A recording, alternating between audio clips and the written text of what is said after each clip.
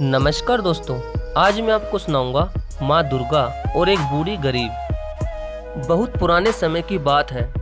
एक गरीब बूढ़ी माँ दुर्गा के मंदिर के आगे भिक्षा के लिए सुबह से बैठी हुई थी, लेकिन उस दिन उसे उस मंदिर के बाहर कुछ भी नहीं मिला और उस दिन उसे पानी पीकर ही अपनी भूख मिटानी पड़ी।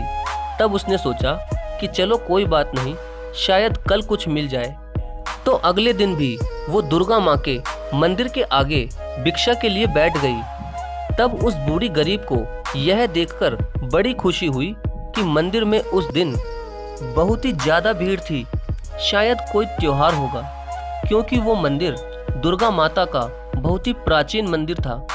लेकिन ये क्या, वहाँ इतने लोग मंदिर में आकर चले गए, लेकिन उस बूढ़ी गरीब को किसी ने भी कुछ भी नहीं दिया, जबकि उस मंदिर के पुजारी को सभी लोग आटा, चावल, पैसा सब कुछ दे रहे थे। तभी वो बूढ़ी गरीब आंखों में आंसू लिए माँ दुर्गा को याद करने लगी और उनसे ये कहने लगी कि हे मैया, मुझे दुख इस बात का नहीं कि मुझे कोई भीख नहीं दे रहा, मुझे तो केवल दुख इस बात का है कि भरे हुए घर को हर कोई इंसान और भी ज़्यादा क्यों भरता रहता है और भेड़ चाल चलता रहता है, लेकिन क्या किसी को भी हम जैसे भूखे और गरीब लोगों के खाली हाथ बिल्कुल भी नज़र नहीं आते? ऐसा क्यों होता है मैया? और अगर ऐसा ही चलता रहा तो हम जैसे गरीब लोगों का क्या होगा? दुर्गा मैया से मन में इतना कहने के बाद उस बूढ़ी माँ ने सोचा कि शायद आज भी मुझे भूखा ही सोना पड़ेगा। इतने में ही न जाने कहां से एक सुंदर सी कन्या उस दुर्गा माँ के मंदिर की सीढ़ियां चढ़ने लगी और जैसे मौसम ही बदल गया हो। और जैसे ही वो सुंदर सी कन्या उस पंडित के पास पहुंची तो उस समय वहां उस गांव का एक बहुत ही धनवान व्यक्ति खड़ा हुआ था। तो जैसे ही उस धनवान व्यक्ति ने अपनी पैसों और लड्डू बर्फी से भरी हुई थाली पूजा के लिए पंडित को पकड़ाने लगे, तो वैसे ही उस कन्या ने उन्हें रोकते हुए कहा कि हे धनवान व्यक्ति, तुम ये पैसों और लड्डू बर्फी से भरी हुई थाली इस मंदिर के बाहर बैठी हुई उस बूढ़ी माँ को क्यों नहीं देते? वह बेचारी कल से भूखी है और उसकी सहायता करना तुम्हारा कर्तव्य है, जबकि दुर्गा माँ ने तुम्हें तुम्हारी मेहनत का खूब धन दिया है।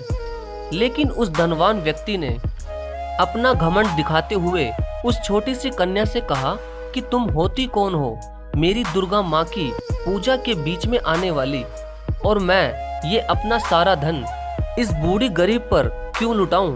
तब उस कन्या ने उस धनवान व्यक्ति को दोबारे कहा कि हे धनवान व्यक्ति, मान जाओ, ये पैसों की थाली तो तुम्हें उस बूढ़ी गरीब को ही देनी होगी। लेकिन उस धनवान व्यक्ति ने उस सुंदर कन्या की बात ना मानकर वो पैसों की थाली उस पंडित को जैसे ही पकड़ाने लगा, वैसे ही उस कन्या ने जोर से धरती पर अपना पैर मारा तो जैसे पूरी धरती ही हिलने लगी और अचानक वो धनवान व्यक्ति सीढ़ियों से लुढ़कता हुआ उसी बूढ़ी गरीब के पैरों में आकर गिरा, जिसे वो धनवान व्यक्ति पैसों की थाली देने से मना कर रहा था। तभी वो धनवान आदमी खड़ा होकर ये सोचने लगा कि ये कैसा चमत्कार था, मैं ऊपर से नीचे कैसे गिरा? और जब उसने ऊपर की तरफ देखा तो मंदिर के पास भी कोई नहीं था और वो कन्या भी वहां नहीं थी।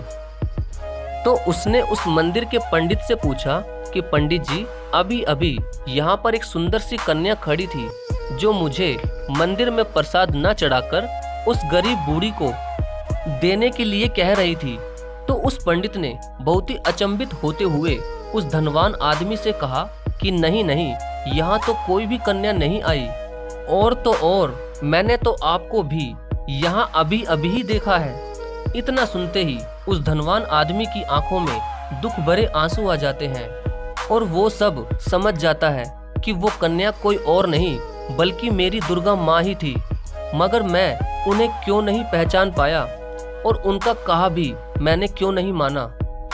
तभी वो धनवान आदमी दुर्गा माँ की मूर्ति के आगे रोता हुआ हाथ जोड़कर ये कह रहा था कि मुझे माफ कर दो मैया, मैं आपका इशारा समझ नहीं पाया, लेकिन अब मैं आपके दर्शन से धन्य हो गया मैया, और ये सब धन दौलत तो आपकी ही वजह से है, और अब से मैं इस धन दौलत को गरीबों की सहायता के लिए भी खर्च किया करूँगा।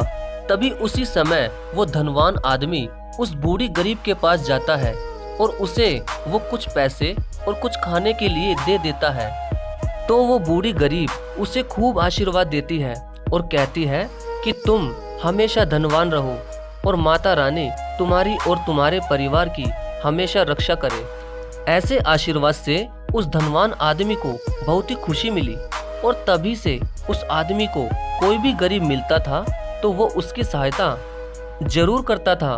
तो दोस्तों, वो ईश्वर भी हमें ये कभी नहीं कहता कि मंदिर में आप दान दो, बल्कि आप किसी मंदिर की बजाय उन लोगों की ज़्यादा सहायता करो जिन लोगों को वाकई में आपकी सहायता की ज़रूरत है।